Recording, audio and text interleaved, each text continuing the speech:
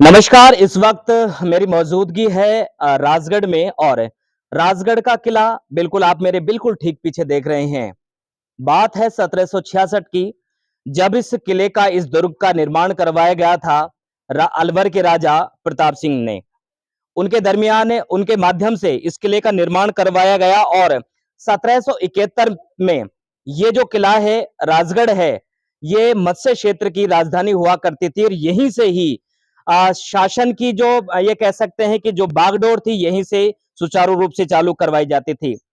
अब ये प्रशासन की अनदेखी कहें, आम जनता की अनदेखी कहें या इस किले के जो एक मूल मालिक हैं उनकी अनदेखी कहें कि ये जो किला जिसके अंदर एक या जिसके इतिहास में बहुत सारी बातें छिपी हुई हैं, जिनका एक इतिहास बहुत गौरवशाली या ये कह सकते हैं बड़ा ही महत्वपूर्ण एक इतिहास है, लेकिन धीरे-धीरे अनदेखी का शिकार होता जा रहा है।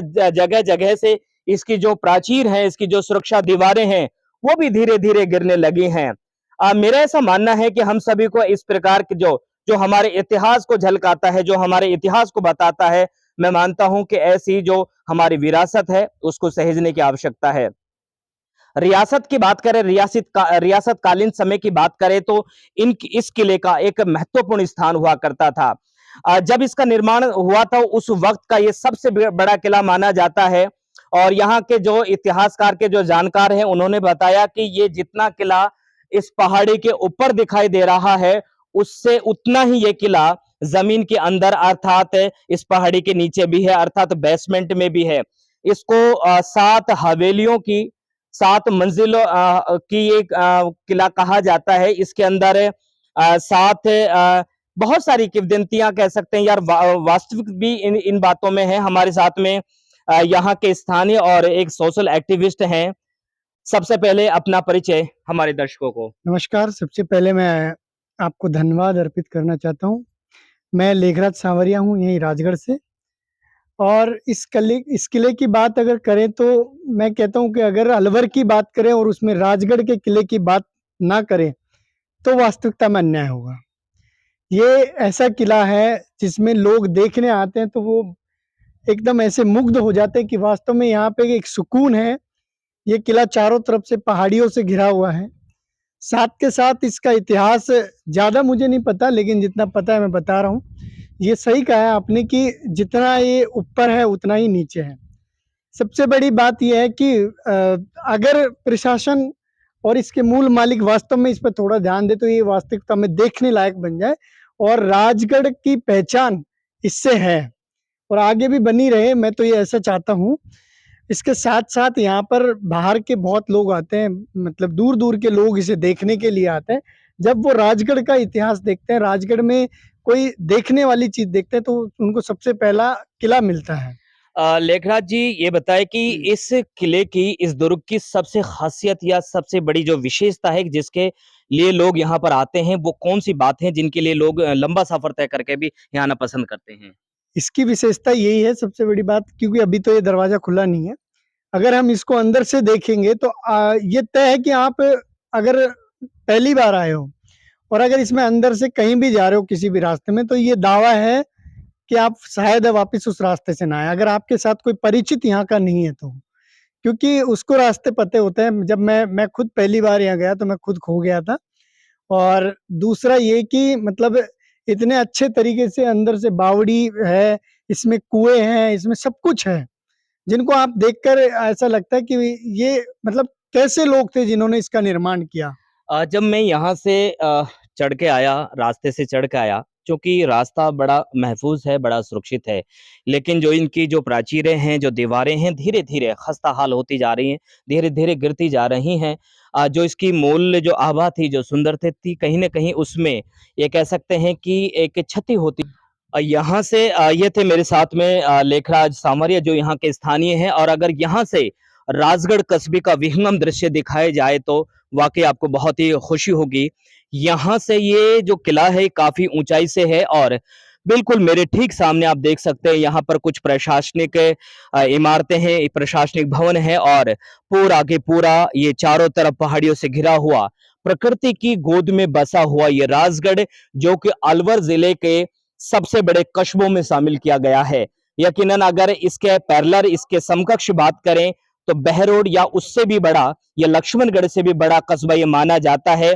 यह तहसील है, उपखंड क्षेत्र है, और यहाँ पर महाविद्यालय से लेकर के एसडीएम कार्यालय से लेकर के तमाम बड़े बड़े कार्यालय यहाँ पर हैं।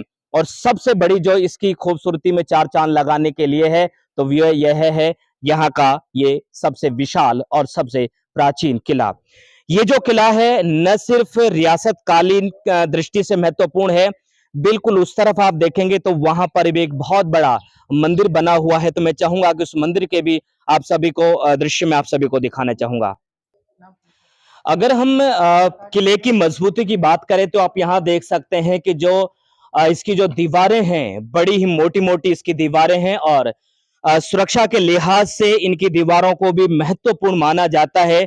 यहाँ पर दुश्मनों पर निगाह या नजर रखने के लिए भी छोटे छोटे से यहाँ पर छेद बनाए हुए, जहां से दुश्मनों पर नजर रखी जाती थी। एक दरवाजा ये यहाँ पर बना हुआ है सेना को निकालने के लिए, सेना के आने जाने के लिए, या किसी के आने जाने के लिए यहाँ पर ये रास्ता बना हुआ है, ये सीढ़ियां बनाई हुई हैं। लेकिन अब ये रास्ता जो है, अब ये रास्ता समाप्त हो गया है, अब ये रास्ता खत्म हो गया है, और इसी किले का एक हिस्सा उस वक्त के कर्मचारियों के लिए हो सकता है कि जो इस किले में या राजा के अधीन जो कर्मचारी हुआ करते थे, हो सकता है कि उनको इस प्रकार से उनको एक रहने के लिए, निवास के लिए ये जगह मुकम्मल या मुहैया करवाई गई होगी। आप देख सकते हैं कि छतों पर घास उग रही है, धीरे धीरे छतें टपक रही हैं, धीरे धीरे ये छतें हैं पूरी तरीके से इनका जो चूना है, इनका जो मसाला है, इनकी जो ये कह सकते हैं कि जो पट्टियां हैं पत्थरों की, वो धीरे धीरे टूटने लगी हैं। ये रास्ता कभी ये रास्ता हुआ करता था जो कि उस तरफ से ये रास्ता आया करता था, लेकिन अब ये खंडर में तब्दील होता हुआ ये राजगढ़ का किला अपने बदहाली पर अपना आंसू बहा रहा है। आप देख सकते हैं यहाँ पर ये जो किले की जो प्राचीर है कितनी ऊंचाई और कितनी मोटाई में है। लेखराज भाई, इसके अलावा भी आपने बताया कि इस किले में मंदिर भी है। हाँ, तो क्या कहना चाहेंगे कि लोग यहाँ पर, लोगों की आवाजाही लगी रहती होगी? नहीं लोग जिनकी आस्था है, जो जो मतलब मंदिर में है, यार हर शाम को बहुत लोग आते हैं जो मतलब दर्शन करते हैं। जो मंदिर किले वाले हनुमान जी के नाम से है ये, और अंदर है जो काफी अच्छा बना हुआ है। साथ में जो मंदिर की छत है वो भी हालांकि जर्जर अवस्था में है, लेकिन यह है कि उसके ऊपर जाने के बाद भी आपको ये पूरा किला लगभग लगभग कवर हो जाएगा, आपको दिखेगा। के दूसरे हिस्से में आए हैं जहां मैं जिक्र भी कर रहा था कि देख रेख की वजह से आप देख सकते हैं कि जो छत है उसमें पूरी तरीके से एक छेद हो गया है, पूरी तरीके से एक हॉल हो गया है। हम चाहेंगे कि ऊपर से भी इसका दृश्य दिखाया जाए। किले का ये दूसरा हिस्सा है जहां उस वक्त ध्वजा फहराई जाती थी। ये वही जगह है जब राजा का जो चिन्ह था, राजा की जो ध्वजा थी वो फहराई जाती थी, और ये ध्वजा, ये जो पताका जो थी वो पूरे क्षेत्र में यहां से दिखाई देती थी।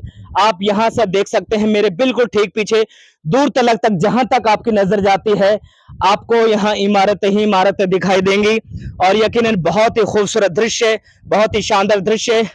और भाई लेखराज ने हमें तमाम जानकारियों से रूबरू करवाया।